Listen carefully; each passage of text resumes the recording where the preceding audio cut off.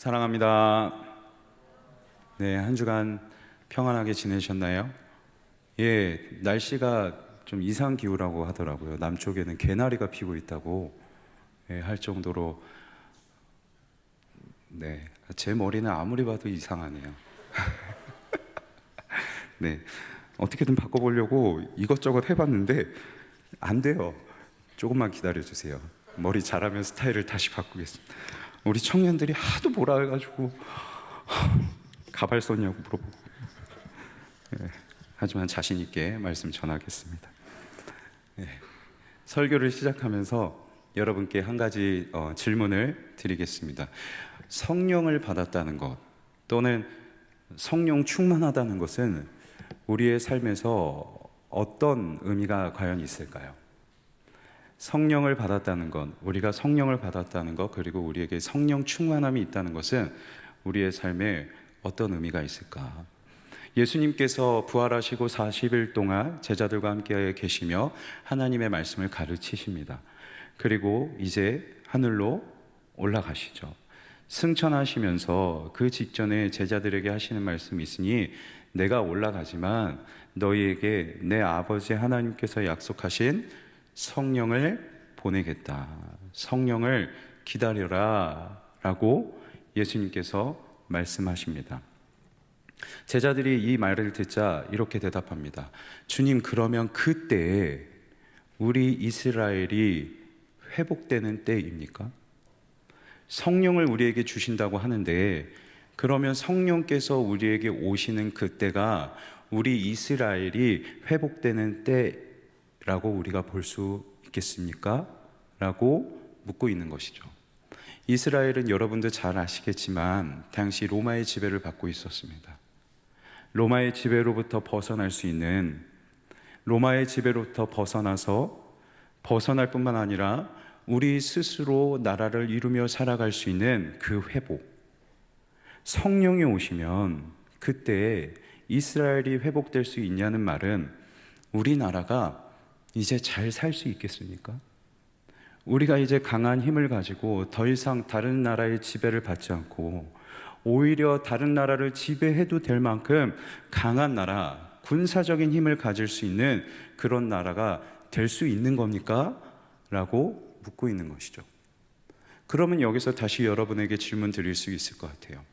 성령을 우리가 받는다면, 우리가 성령 충만하다면 그건 우리의 삶에 있어서 과연 우리가 강한 힘과 능력을 가지고 살아갈 수 있다는 것을 의미할까요?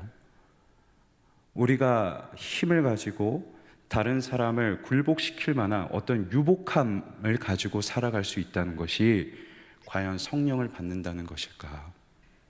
오늘 이 질문에 대한 답을 우리가 함께 살펴보고자 합니다. 제자들이 이렇게 질문했고 우리가 과연 잘 살 수 있게 되겠습니까? 라고 질문할 때 예수님께서 그 질문에 이렇게 대답하십니다. 말씀을 통해서 한번 확인해 보겠습니다. 오직 성령이 너희에게 임하시면 성령이 너희에게 임할 거다. 너희가 성령을 받을 거다. 그런데 성령이 임하시면 너희가 권능을 받는다. 이 권능은 어떤 일을 할 수 있는 폭발적인 능력, 폭발적인 힘을 의미합니다. 폭발력 있는 거예요. 여기서 파생된 단어, 이 헬라어로 디나미스라고 하는데 여기서 파생된 단어가 영어로 다이너마이트입니다. 그만큼 강력하고 폭발력 있는 힘이 너희들에게 주어질 것이다 라고 말씀하고 있는 거죠. 그럼 정말로 성령을 받으면 우리가 힘을 얻는 건 맞는 거네요? 능력이 생기는 건 맞는 거네요? 그러면 이 힘과 능력이 우리가 이 세상에서 떵떵거리면서 살아가고 다른 사람에게 과시해도 될 만한 유복함을 얻는 그 힘과 권능을 의미하는 것일까? 세상은 우리가 유복하기 위해서, 우리가 인정받기 위해서 여러 능력들을 요구합니다. 누군가에게는 돈이 필요하다고 얘기하고 지위가 필요하다고 얘기하고 직업이 필요하다고 얘기하고 이게 세상이 말하는 수만 가지의 여러 가지의 능력이에요. 그런데 오늘 말씀을 통해서 성령이 너희에게 임하시면 너희가 권능을 받는다고 되어 있는데 이 권능은 단수로 되어 있습니다. 그리고 이 권능은 헬라어 문법적으로 봤을 때 특정한 권능이에요. 그냥 어떤 여러 가지의 권능을 대표하는 말이 아니라 정해져 있는 겁니다. 정해져 있는 힘과 능력이고, 그리고 그 힘과 능력은 단 하나뿐인 단수. 그래서 우리가 성령을 받을 때 하나님께서 우리에게 권능을 주신다 할 때 이 권능은 세상이 말하는 여러 가지의 능력들이 아닙니다. 단 하나, 하나님이 부어주시는 능력입니다. 예수님께서 여러분에게 부어주시는 능력인데, 이 능력은 그럼 어떠한 능력이나 너희가 내 증인이 되리라. 이 세상에서 증인으로 살아갈 수 있는 능력.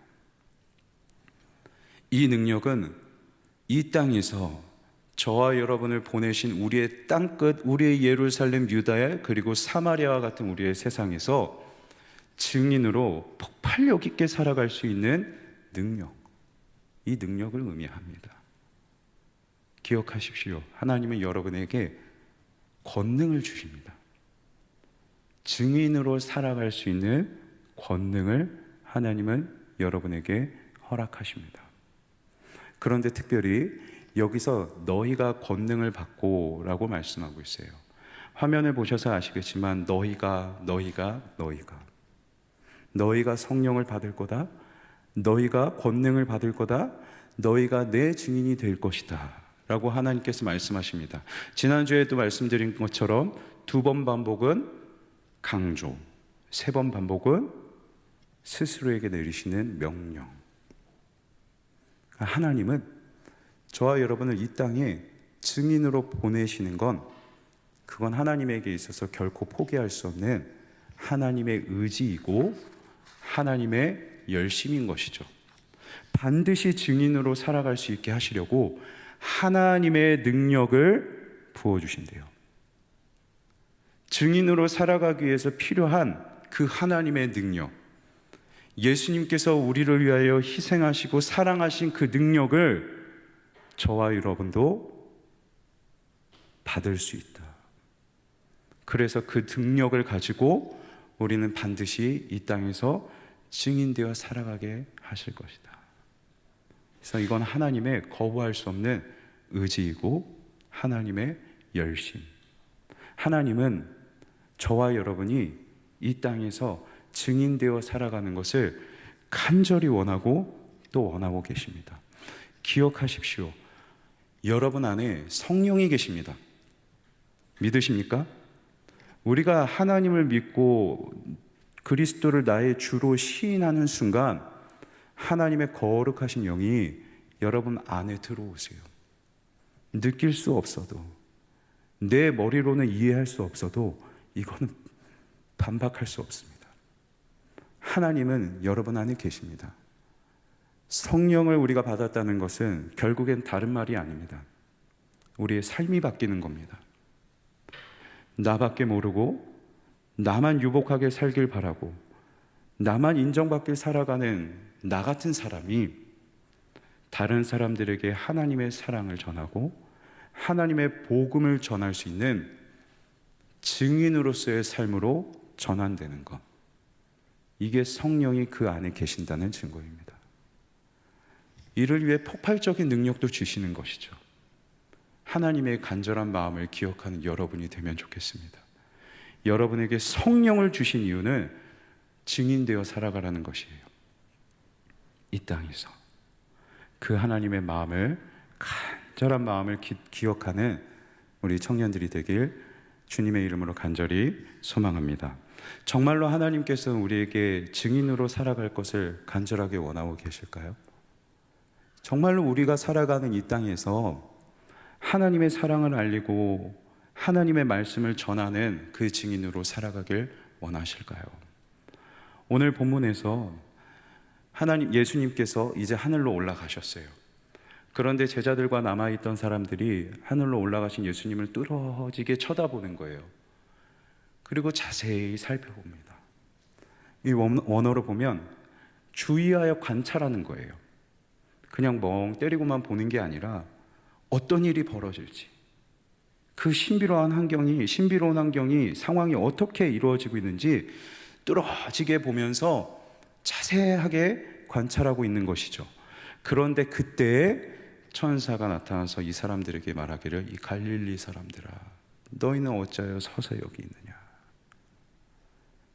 너희가 본 그대로 예수 그리스도는 다시 오실 것이다. 무슨 말이겠어요? 여기 서 있지 말라는 거예요. 지금 제자들이 해야 될 거는 여기 서서 예수님이 하늘로 올라오신 그 신비로운 상황을 뚫어지게 볼 때가 아니라는 거예요. 지금까지 제자들은 3년이라는 시간 동안 예수님께서 가르쳐 주신 말씀을 직접 들었어요. 예수님이 행하신 수많은 이적들을 직접 보았어요. 예수님의 부활도 경험했어요. 십자가에 죽으시는 모습도 봤어요. 다 봤어요. 예수님이 보여주시는 거 봤고, 예수님이 가르쳐 주시는 것 배워왔어요. 지금까지 그들의 신앙이 보여주시는 거 보고 가르쳐 주시는 것 들어왔던 수동적인 신앙인으로서의 생활이었다면, 예수님 가시고 나서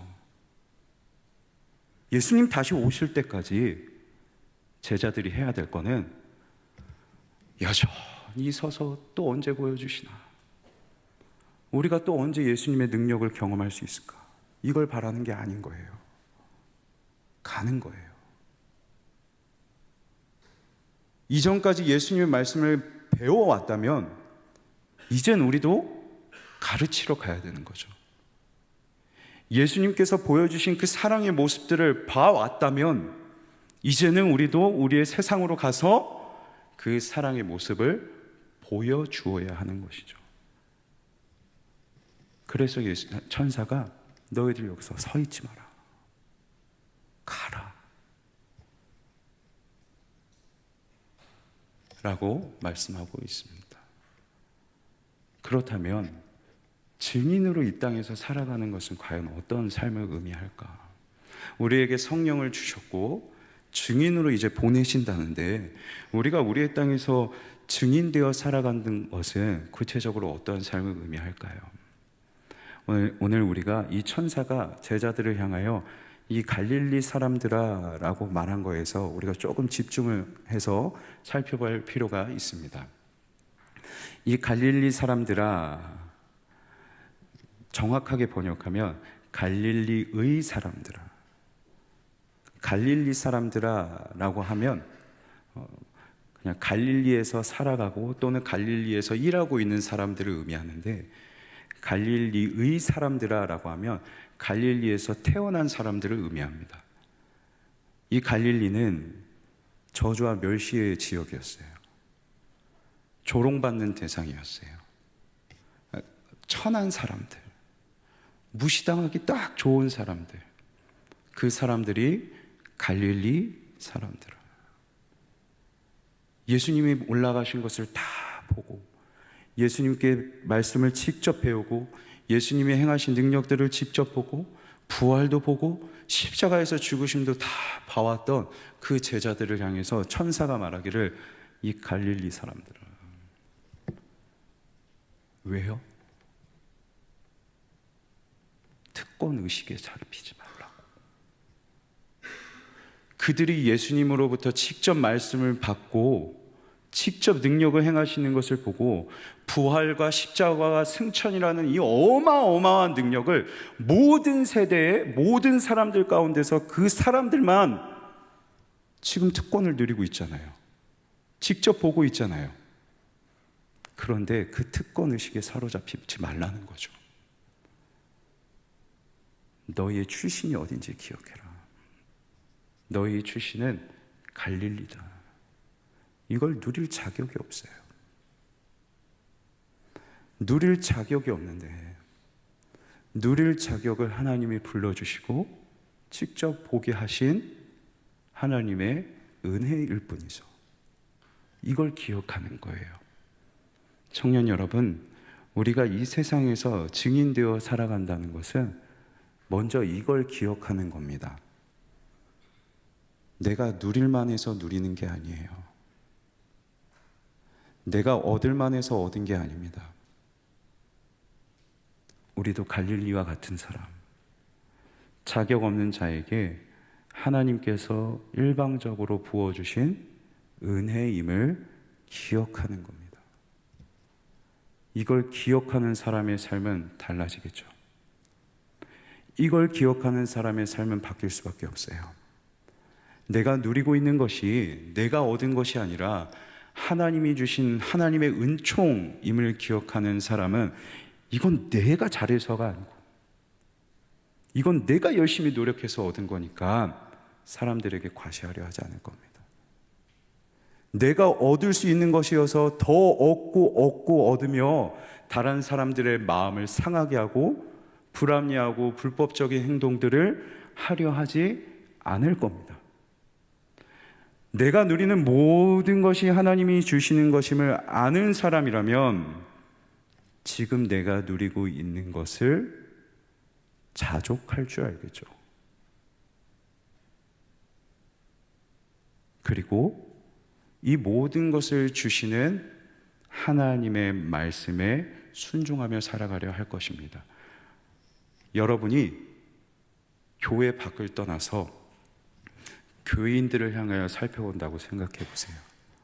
어떤 사람이 진짜 예수님 믿는 사람 같을 것 같으세요? 우리의 일상에서 내가 노력해서 얻은 거로 생각해서 막 과시하고 다른 사람들의 마음을 아프게 하면서까지 이득을 취하려 하는 사람을 보며 저 사람은 예수 믿는 사람이구나 생각하실 거예요? 아니면 조금 부족해도 이 역시 하나님이 나에게 주신 목심을 기억하고 자족할 줄 알고 거기에 머물러 감사할 줄도 알고 그리고 내게 주신 하나님의 말씀을 따라 살아가는 사람들이 진짜 예수님 믿는 사람이라고 보게 될 것 같으세요? 답은 아실 겁니다. 이게 증인으로 살아가는 첫 번째예요. 내가 얼마나 하나님의 은혜를 알고 겸손하게 살아갈 수 있느냐, 이거예요. 둘째, 이 갈릴리 사람들아 라는 말은 다르게 표현하면 이 나사렛 사람들아 라고도 부를 수 있습니다. 성경에서 나사렛 사람이라고 가장 많이 칭함을 받은 분이 계시죠. 누구세요? 예수님이십니다. 예수님도 성경에서 가장 많이 저자는 나사렛 사람이야, 나사렛 사람에게서 무슨 선한 것이 나오겠냐 라고 말할 만큼 예수님은 나사렛 사람이라는 말씀을 많이 받았습니다. 이 호칭을 받으실 만큼 예수님은 정말 아름다운 게 없었어요.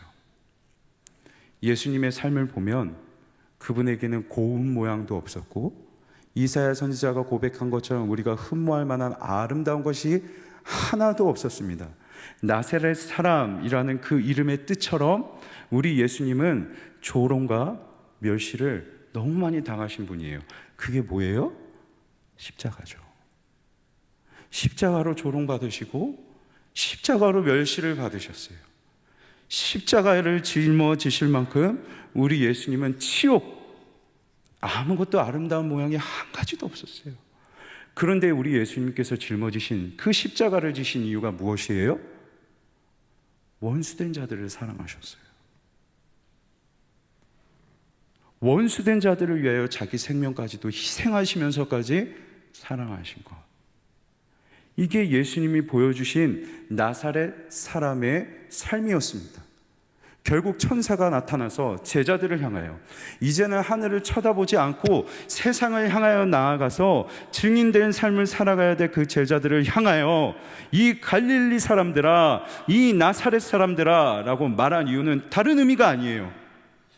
너희도 예수님께서 나사렛 사람 되셔서 십자가를 짊어지시며 자신을 희생하신 것처럼 너희도 너희의 땅에서, 너희의 땅 끝에서, 너희의 가정과 일터 모든 곳에서 그리스도의 십자가의 사랑, 희생과 용서와 자비의 사랑을 실천해야 되지 않겠니?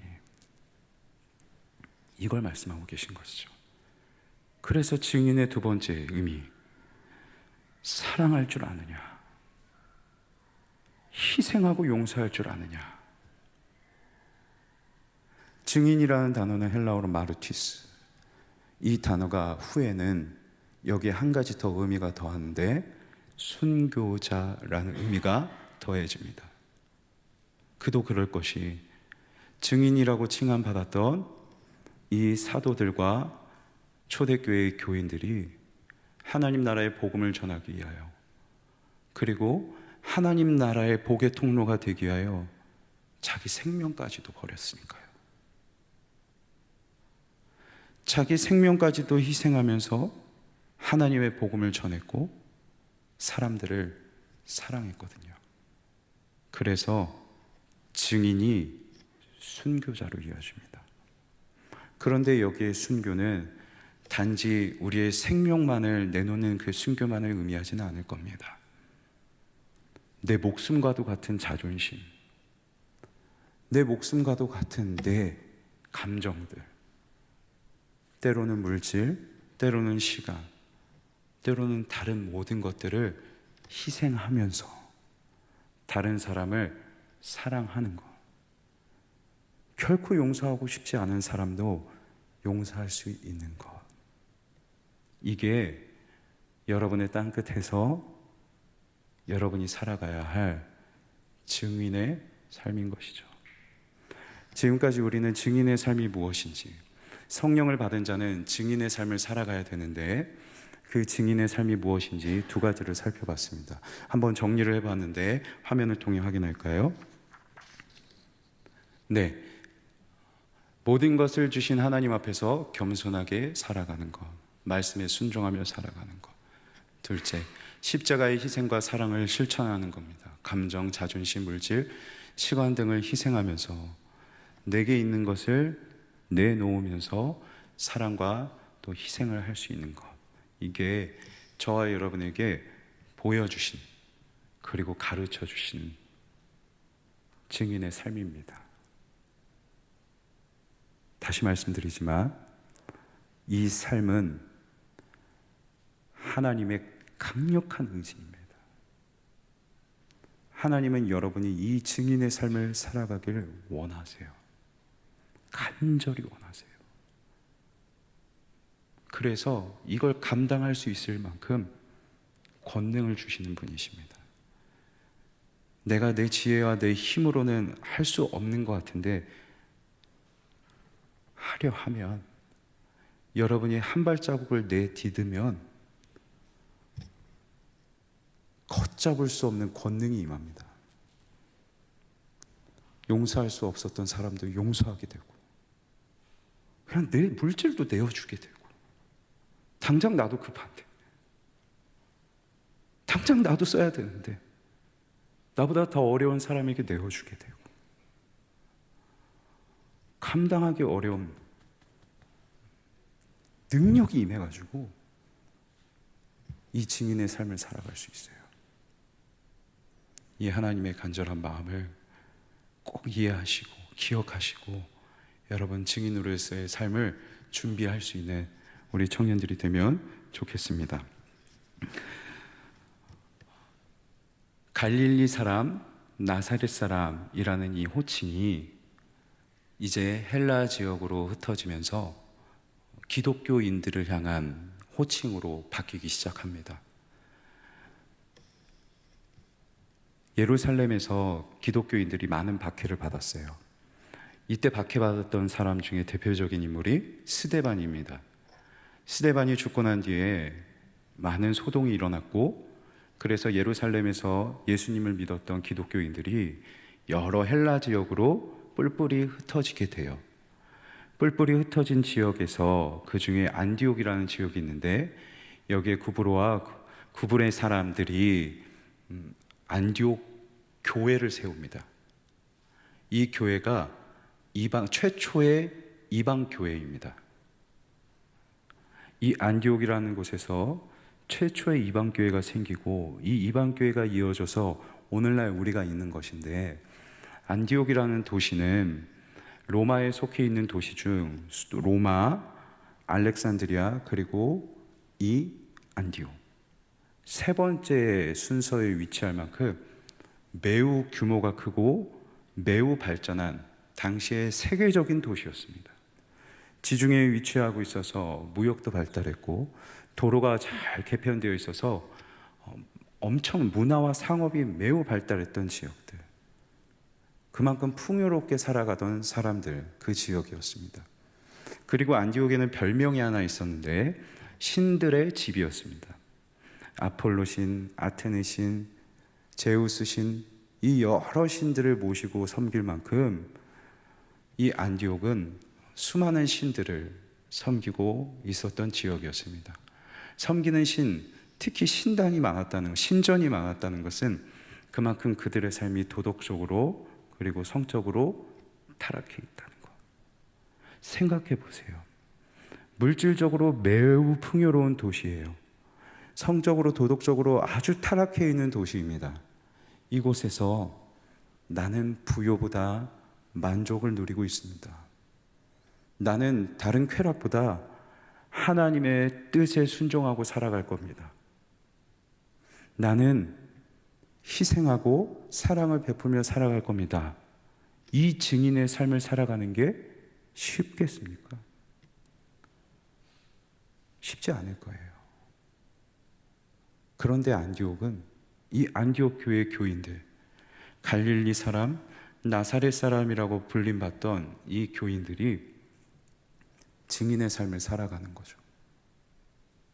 끊임없이 희생하고 끊임없이 나누어 주고, 그리고 그 타락해 있는 세상 가운데서 하나님 말씀에 순종하며 살아가려 하고, 그 증인으로서 예수님의 모습을 보여주며 살아갔던 것이에요. 그러자 그 모습을 보고 계속 반복해서 기록되는 말씀이 있는데, 수많은 무리가 회심을 하기 시작합니다. 수많은 무리가 기독교인들을 보고 회심을 하고 하나님을 믿고 예수님을 믿기 시작해요. 그리고 그때 이 갈릴리 사람, 나사렛 사람이라고 기독교인을 향해서 불렀던 호칭이 이렇게 바뀌게 됩니다. 화면을 통해 확인하시죠. 제자들이 안디옥에서 비로소 그리스도인이라 일컬음을 받게 되었더라. 우리 한번 같이 읽어볼까요? 시작. 제자들이 안디옥에서 비로소 그리스도인이라 일컬음을 받게 되었더라. 증인으로 보냄 받았더니, 증인으로 보냄 받은 그 자리에서 증인으로 살았더니 그들을 향하여 그리스도인이라, 예수 그리스도의 증인으로 되어 살아갔더니, 예수님의 말씀에 순종하며 살아가고 예수님의 희생과 사랑을 실천하며 살아갔더니 쟤 정말 예수의 사람이 맞구나. 예수 그리스도의 십자가의 사랑을 보여주며 살아갔더니 쟤 정말 그리스도인이 맞구나. 그때부터 그리스도인이라고 일컬기 시작한 것이고, 우리는 누구입니까? 우리는 우리의 입술로 그리스도인이라고 고백합니다. 우리는 우리의 입술로 기독교인이라고도 고백합니다. 성경에서 역사적으로 우리가 그리스도인임 됨을 고백하고 우리가 기독교인임을 고백하는 것은 이런 의미가 있는 거예요. 단지 내가 교회에 다니고 내가 단지 하나님을 믿는 것, 이것만으로 그리스도인이다 라고 설명할 수 있는 게 아닙니다. 우리가 우리 스스로 나 자신을 그리스도인이라고 칭할 수 있는 것은 우리가 우리의 보냄받은, 증인으로서 보냄받은 그 자리에서 증인으로 살아가기에 그리스도인이라 일컬음 받는 것. 그래서 오늘 말씀의 제목이 증인으로 보냄받은 그리스도인으로 일컬음 받은. 기억하십시오. 하나님이 여러분을 증인으로 보내셨습니다. 그리고 세상은 여러분을 향해 그리스도인이라 부릅니다. 우리의 증인됨, 그리스도인됨을 기억하며 나는 단지 내 성읍과 탑을 쌓으며 나를 과시하기 위해 살아가는 사람이 아니라 제단을 쌓고, 그리고 그 제단을 여러 사람들과 함께 쌓아가는 데에 쓰임받는 증인으로 나를 부르셨구나. 이게 내가 걸어가야 할 길이구나. 누누이 말씀드리지만 결코 쉽지 않습니다. 쉽지 않아요. 저절로 이루어지는 게 아니에요. 하지만 다시 말씀드리지만 우리의 신앙은 예수님 어떻게 올라가실까? 예수님이 우리의 삶을 어떻게 변화시키실까? 이 세상을 어떻게 변화시키실까? 그냥 수동적으로 눈으로만 목도하고 가만히 서서 바라보기만 하는 우리의 신앙이 아니라 우리의 삶은 이제 가야 되는 거예요. 가서 살아야 되는 거예요. 그게 하나님이 우리에게 원하시는 거예요. 그런데 쉽지 않아요.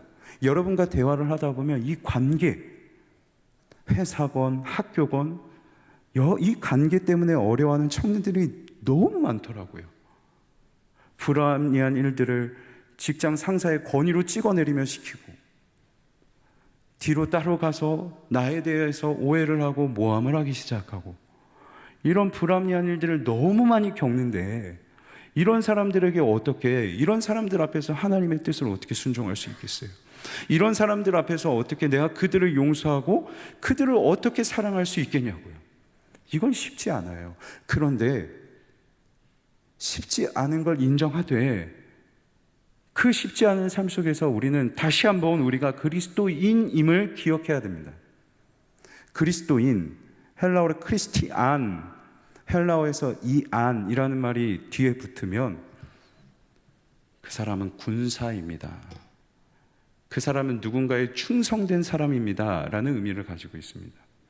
그래서 헤롯의 충성된 신하이자 군인들을 헤로디안, 로마의 가이사랴 황제의 충성된 신하와 군대를 향하여 가이사리안이라고 불렀습니다. 그리스도인, 크리스티안. 저절로 이루어지는 것도 아니고 쉬운 것도 아니에요. 그래서 우리는 전쟁하듯 해야 됩니다. 그리스도의 사랑과 실천은, 그리스도의 희생을 실천하는 것은 전쟁하듯 해가야 됩니다. 주님의 충성된 신하로서 감당하기 어렵더라도 충성되기에, 내 주인이 간절하게 원하시기에 내가 몸부림해서 사랑하겠다. 내가 몸부림해서 말씀에 순종하겠다. 이렇게 해야 주님이 부어주신다는 그 권능이 무엇인지 경험해요.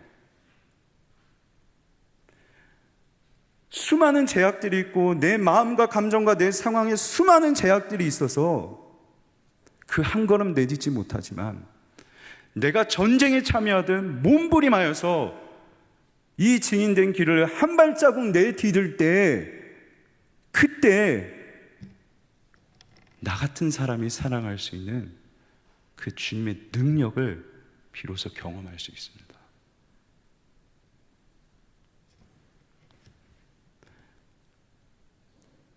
하나님의 능력으로 하나님의 사랑을, 하나님의 말씀을 실천하는, 전쟁하듯 살아가는 우리 청년들이 되길 주님의 이름으로 간절히 소망합니다.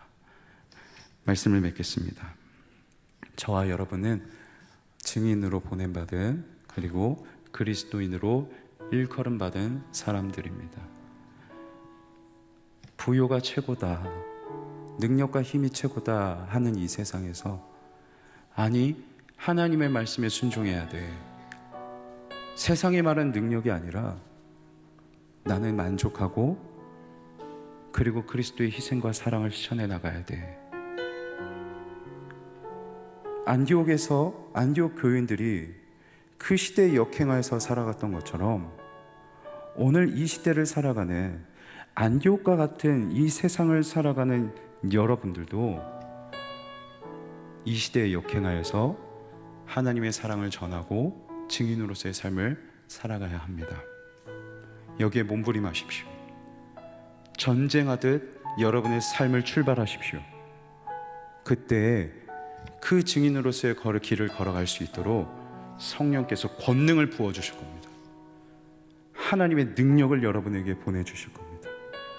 이 일을 잘 감당하여서 여러분도 안디옥 교인들이 그리하였던 것처럼 우리의 삶을 통해 수많은 사람들이 하나님을 알고 수많은 사람들이 하나님을 믿고 그래서 함께 그리스도인이 되어가는 이 은혜가 우리 일상교회 청년부 가운데 넘쳐나기를 주님의 이름으로 간절히 소망합니다.